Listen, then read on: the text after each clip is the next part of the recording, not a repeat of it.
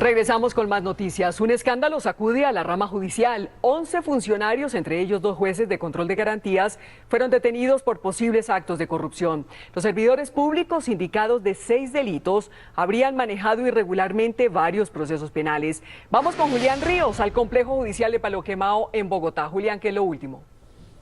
María Lucía, muy buenas noches. Pues precisamente hace pocos segundos han llegado aquí a presentarse ante un juez del complejo judicial de Palo Quemado los 11 funcionarios de la rama judicial, entre ellos los 2 jueces de la República. La Fiscalía General de la Nación ha dicho contundentemente que tiene todas las pruebas con las que podría demostrar que estas personas habrían manejado irregularmente algunos procesos y que habían direccionado otros expedientes a manos de jueces específicos. Sin embargo, los abogados de estas personas dicen lo contrario y aseguran que son inocentes.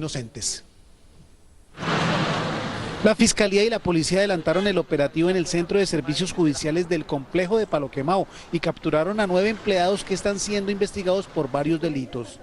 El fiscal general de la Nación, Eduardo Montealegre, explicó la causa por la cual fueron detenidos. Consiste en que a través del Centro de Servicios Administrativos de Palo Quemado se estarían direccionando ciertos procesos hacia determinados jueces de control de garantías con la presunta finalidad de que esos jueces de control de garantías produjeran decisiones manifiestamente contrarias a la ley, como decretar libertades, distorsionar el sentido del derecho, desviación de investigaciones.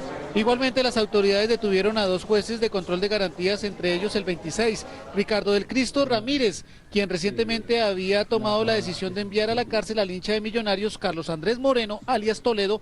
3 años y la Fiscalía aparentemente no hizo nada. De haber sido la Fiscalía más pronta, no estuviéramos hablando del segundo muerto. Los 11 detenidos serán presentados ante un juez de control de garantías en el mismo complejo judicial donde laboraban. Julián Ríos, Noticias Caracol. Y este es el momento preciso que hemos obtenido de la llegada aquí al complejo judicial. Las imágenes demuestran que son custodiados fuertemente por agentes de la policía. Luego han sido introducidos al 4º piso, a una sala donde se adelantará una audiencia a puerta cerrada. Desde el complejo judicial de Palo Quemado, Julián Ríos, Noticias Caracol.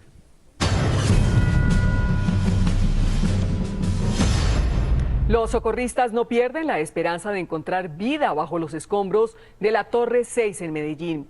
Los familiares de los 10 desaparecidos siguen esperando noticias. Diana Pérez, ¿cómo transcurrió el día en la zona de la emergencia? Adelante. Malú, muy buenas noches. Pues en horas de la tarde llovió, continúan las 10 víctimas debajo de los escombros, pero mire, las autoridades siguen trabajando intensamente. Los perros encontraron 3 puntos que ellos llaman puntos calientes, donde también pueden llamarlos espacios de vida.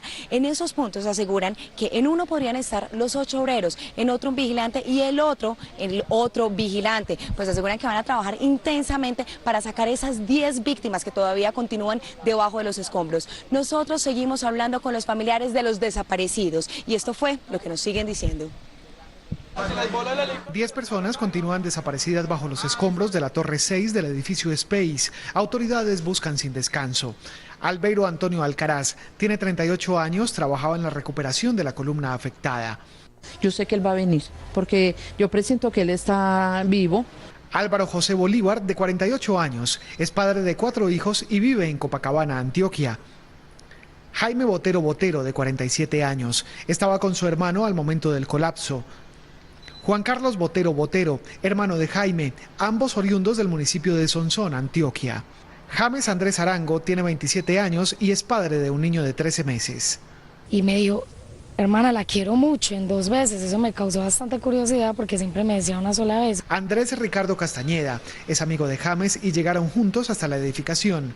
Tiene 25 años. Ubeimar Contreras Castellanos es vigilante y compañero de los 2 sobrevivientes. Tiene 38 años. El más noble, el más querido y el más buena gente de todos. También están desaparecidos Luis Alfonso Marín Restrepo, de 47 años y obrero de la construcción, Diego de Jesús Hernández Ceballos, de 38 años, e Iván Darío González, de 46 años. Seguimos conociendo historias de los damnificados. La de Cristina Vázquez es impresionante. Ella huyó de los Estados Unidos porque le tocó la tragedia del 11 de septiembre y llegó aquí al edificio Space, donde le tocó otra tragedia. Cristina Vázquez volvió a Colombia con sus 3 hijos, luego de quedar sin empleo como consecuencia del ataque a las Torres Gemelas en Nueva York, donde fue testigo del atentado. Ese triste pasado lo revivió con la caída de este edificio en Medellín, pues ella vivía en la Torre 4, que fue evacuada de urgencia. Tratando de hacer vida, y volvimos a tener la misma experiencia de ese humo, del polvero, del cisto, la adrenalina. La tragedia de Cristina no termina allí. Sin ningún sustento, salió con sus 3 hijos y 3 perros a buscar dónde vivir. Llamamos inmediatamente al papá de mis hijos, yo soy divorciada. Entonces, lo más charro es que me toca volver donde mi ex esposo con su nueva compañera, pues ya muy linda y todo, pero pues las cosas se ponen fuertes.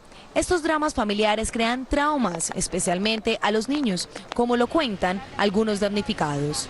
Sí, de hecho mi hija estaba durmiendo en el piso, escucha un trueno y piensa que es algo que se está cayendo.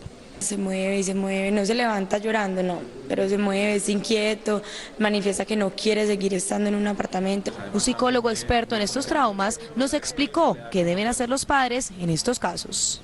Hablarles de lo que ocurre y decírselos de manera, digamos, directa.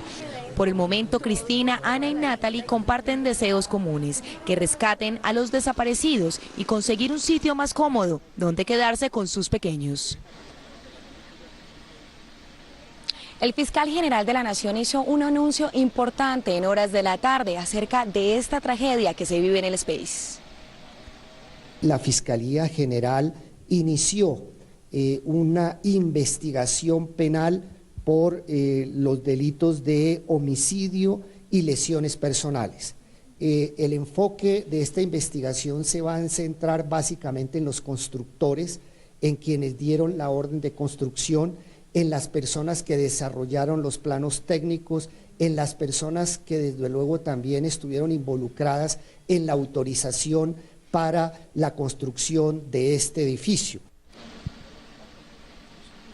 La constructora CDO envió un comunicado en horas de la tarde respondiendo. Ellos han atendido diligentemente y oportunamente a las autoridades y organismos de control cuando lo han requerido. Pues esto fue lo que dijo CDO. Por el momento continúan 300 personas trabajando las 24 horas del día para rescatar esas 10 víctimas que continúan acá y ya han retirado aproximadamente 195 toneladas de escombros. Información desde Medellín, Diana Pérez, Noticias Caracol. Diana Pérez desde la ciudad de Medellín con toda la información. En otros hechos, la vía panamericana entre Cali y Popayán fue escenario hoy de fuertes disturbios entre indígenas y la fuerza pública. La carretera permanece bloqueada a la altura de Santander de Quilichao. Allí está Carlos Gutiérrez. Situación a esta hora, Carlos, adelante.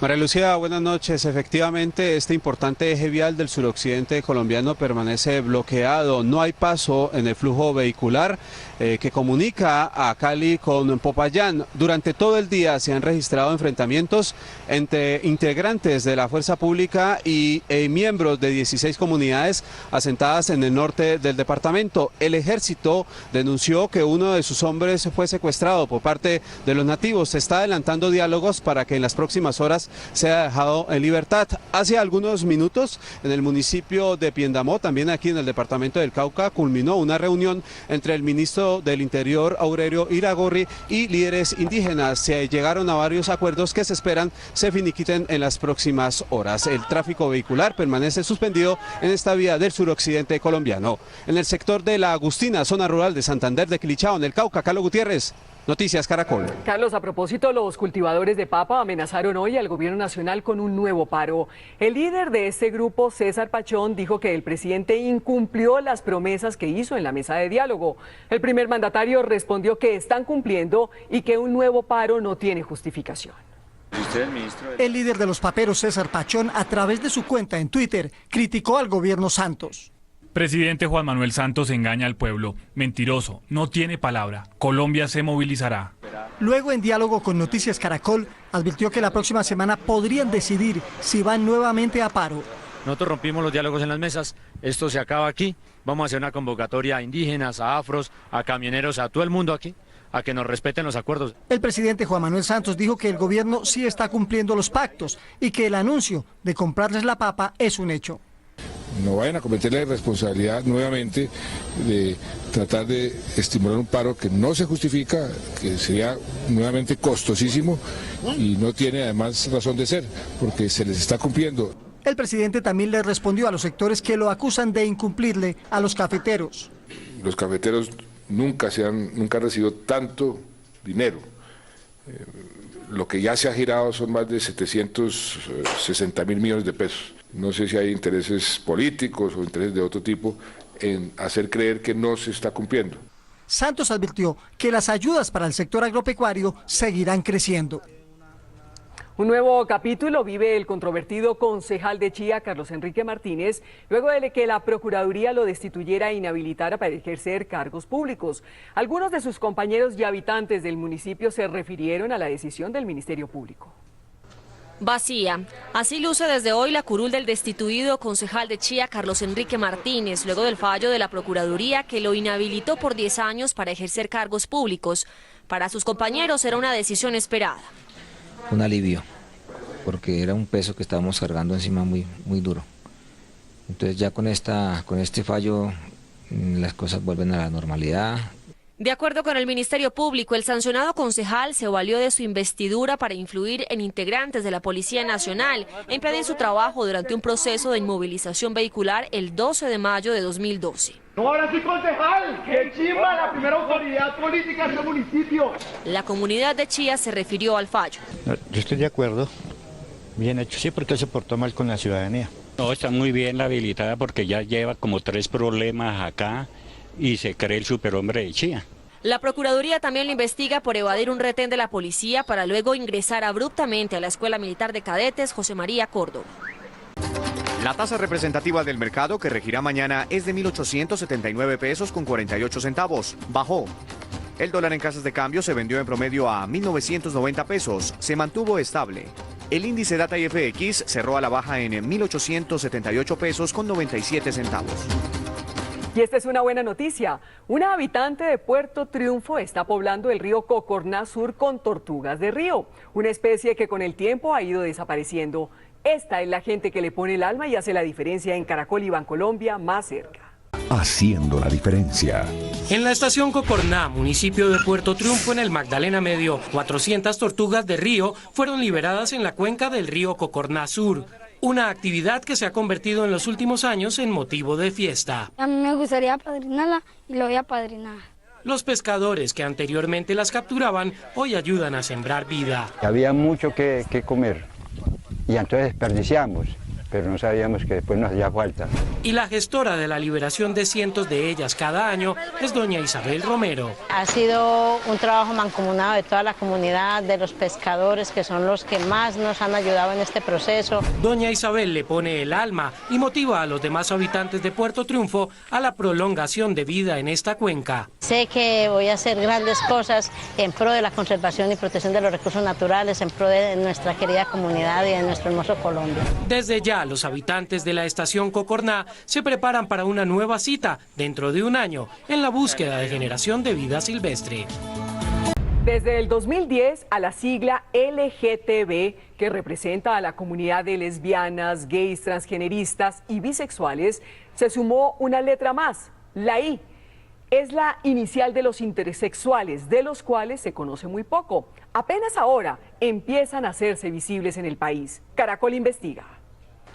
Cuando Lady Tatiana Márquez nació hace 36 años, su mamá recibió una noticia que representaba un serio dilema. El médico que como que recibe en brazos al pequeño, pues le dijo a mi mamá, este niño es hermafrodita, tiene algo diferente y pues miremos qué vamos a hacer, qué le quitamos, qué le arreglamos. Su mamá optó por dejar al niño tal como llegó al mundo, bautizarlo Nelson Alexis y no volver a tocar el tema. Pero cuando llegó la pubertad empezó a desarrollar senos, cintura y a menstruar. Su mamá tuvo que decirle la verdad y lo llevó a donde un especialista.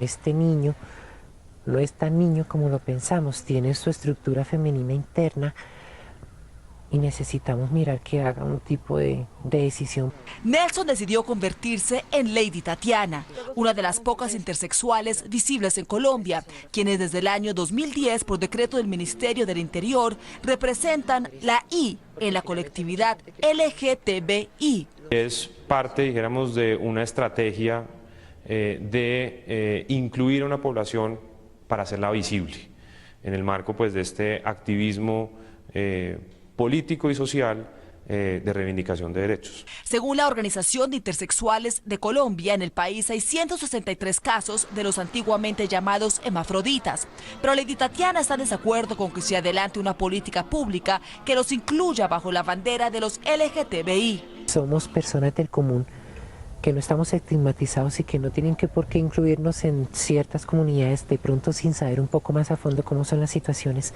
Situaciones y necesidades como poder corregir el género en su cédula y evitar ir al ejército. También quieren que al nacer no haga falta especificar el género, como ya sucede en Alemania, Australia y Nepal. El ministro del Interior, sin embargo, cree que aún falta mucho para llegar a eso en el país. Temas como la adopción, estamos lejos de ese debate, pero es interesante que se vaya discutiendo. Existen 64 estados de intersexualidad que van desde lo genético hasta lo físico. Lina Sofía Sánchez nació con genitales masculinos y con útero y ovarios. Su familia intentó masculinizar al joven, que se sentía más como mujer. La familia se puso de acuerdo en unas inyecciones de testosterona que me retardaron mi crecimiento endocrino femenino y me generaron 120 quistes en las masas testiculares y 2 aneurismas. Luchó por ser mujer y hoy lucha porque se respeta a los menores de atropellos como los que sufrió. Estoy de acuerdo en que lleguemos a los 18 años y decidamos por nosotras mismas o nosotros mismos qué sexo queremos tener. Si bien hay pautas de la Corte Constitucional para evitar cirugías o tratamientos hormonales a niños intersexuales, aún no hay legislación. Es decir, que los derechos de estos colombianos aún no están del todo protegidos. Dora Glotman, Noticias Caracol.